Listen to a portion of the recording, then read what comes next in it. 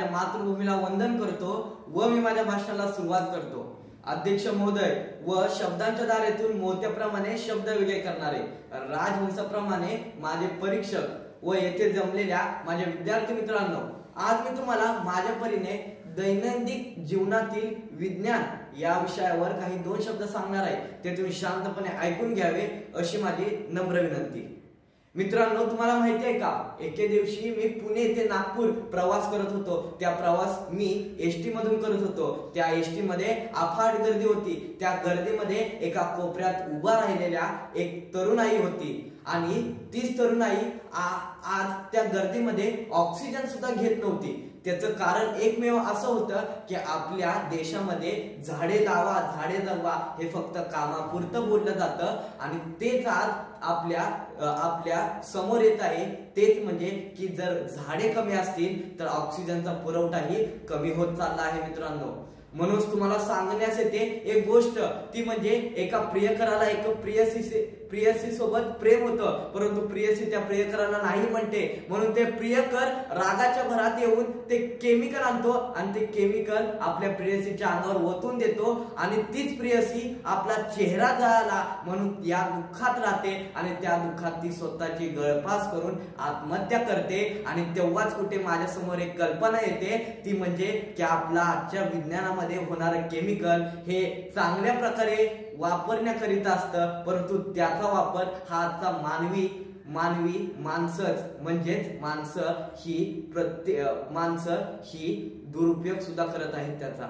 तर त्याचंच एक गोष्ट घ्यायची झाली तर आपल्याला एक शेतकरी होता, त्याला त्या शेतामध्ये पीक मिळत नव्हतं। पीक मिळालं तर त्यात कीटकनाशक होत होते। त्या कीटकनाशकला कसं मारायचं हे त्याच्या नाका नळी आणलं होतं आणि त्याच कीटकनाशकला मारण्यासाठी आपल्या भारत सरकारने एक औषधाचं नियोजन केलं आणि ते औषध या आजच्या या विज्ञानाच्या केमिकलमुळे बनलं आणि त्याच औषधामुळे आज आपला शेतकरी हा पीक नीट घेऊ शकतो आणि त्याच्या पिकाला चांगले भावही लागू शकतात, ते फक्त आणि फक्त या विज्ञानामुळे। मग यातून मला काहीतरी कळण्यास येते, तेच म्हणजे की आपल्या दैनंदिन जीवनामध्ये एक विज्ञान ह्या नावाचं काहीतरी होत आहे, परंतु विज्ञान हे फक्त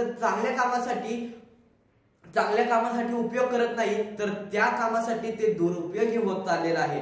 म्हणून तरी मला म्हणावेसे वाटते, यारे या मानवांनो अज्ञान सोडून विज्ञान घ्या। मानवतेचा जन्म तुमचा विकासाच्या शिखरावर घेऊन जा। खरंच मानवतेचा जन्म आहे तुमचा, तर मग या भारताला मिळालेला विज्ञान आणि तंत्रज्ञान याचा तुम्ही दुरुपयोग का करत आहात?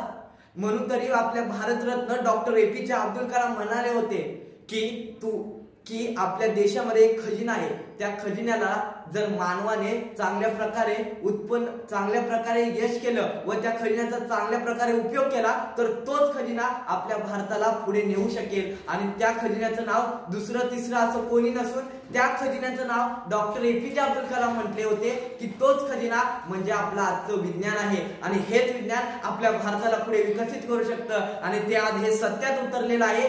तेच विज्ञान जे आज आपल्याला नकोसे वाटत होते, पूर्वी आपण संस्कार म्हणजे आपल्या पारंपरिक रित्यामध्ये चालत राहिलो होतो आणि त्याच पारंपरिक रित्याच्या पलीकडे आपल्याला विज्ञान दिसले आणि त्या विज्ञानाचा शोध लावणारे अनेक शूरवीर होते। त्या शूरवीरांनी आपल्या विज्ञानाला विकसित केलं भारतात आणि त्याच भारतामध्ये आज विज्ञानावर दैनंदिन जीवन चालत आहे मित्रांनो।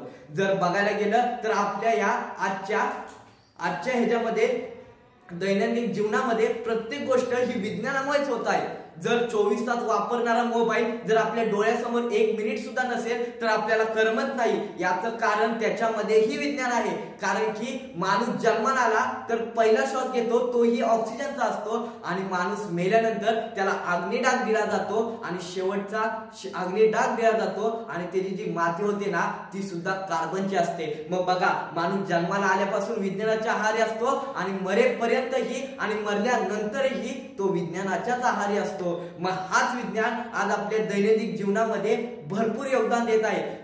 तसं उदाहरण घ्यायचं झालं तर आपल्याला एका ठिकाणावर दुसऱ्या ठिकाणी जायचं असेल तर इंधन बचत होते आणि ती इंधन बचत कशी होते तर आज आलेल्या आपल्या या विज्ञानावरच्या स्कूटीमुळे तर स्कूटीमुळे आणि दुसरं उदाहरण घ्यायचं झालं ते म्हणजे आज आपल्याला जर एका ठिकाणावरून दुसऱ्या ठिकाणी जायचं असेल तर त्यासाठी लागणार गुगल मॅप हेही त्या विज्ञानावर अवलंबून आहे। मग असं विज्ञान जे आपल्याला काहीतरी विकसित करते त्या विज्ञानाचा आपण दुरुपयोग का करतोय?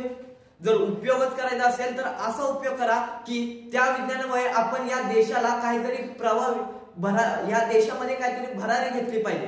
म्हणून तरी मला म्हणावेसे वाटते की जे रंजले गांजले त्यासी म्हणे जो आपुले, जे रंजले गांजले त्यासी म्हणे जो आपुले, तोची साध ओळखावा देव तेथेची जाणावा, देव तेथेची जाणावा। देवाची सुंदर परिभाषा संत तुकाराम महाराजांनी केली। त्यांच्या या अभंगानुसार मला अशा प्रकारचे गुण असलेला माणूस आढळून आला, ते म्हणजे आपले आजचेच मानव। आणि आजचेच मानव आपल्या देशाला कुठेतरी थांबवत आहेत, कुठेतरी प्रश्नचिन्ह निर्माण करत आहेत। आणि तेच प्रश्नचिन्ह माझ्याही मनात होतं, ते म्हणजे की आपण विज्ञानाला दुरुपयोग करतोय की उपयोग करतोय। दैनंदिन जीवनामध्ये विज्ञानाचा प्रभाव हा भरपूर आहे, परंतु ते आपल्या नकळत व कळत आपल्यालाही कळत नाहीये ते मित्रांनो।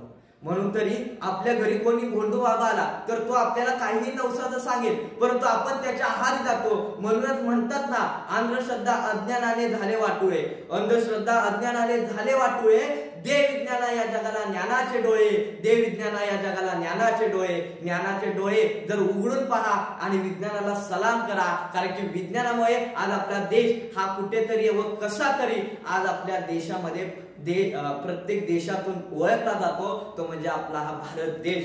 म्हणूनच मला शेवटी जाता एवढेच बोलू इच्छितो, विज्ञानाचे ऋण फेडू, विज्ञानाला आपले समजून विज्ञानाचे ऋण फेडू, विज्ञानाला आपले समजून विज्ञानाचे ऋण फेडू आणि ज्ञानाचे डोळे उघडे करू, विज्ञानाला सन्मान करू, विज्ञानाचा सन्मान करू। शेवटी बी अँड मे, बनान बनवा, घडान घडवा, इतरांनाही तयार करा, यात तुमचे हित आहे। वेळ आहे, बंधन असते, म्हणून मी इथंच थांबतो। जय जय भारत, धन्यवाद।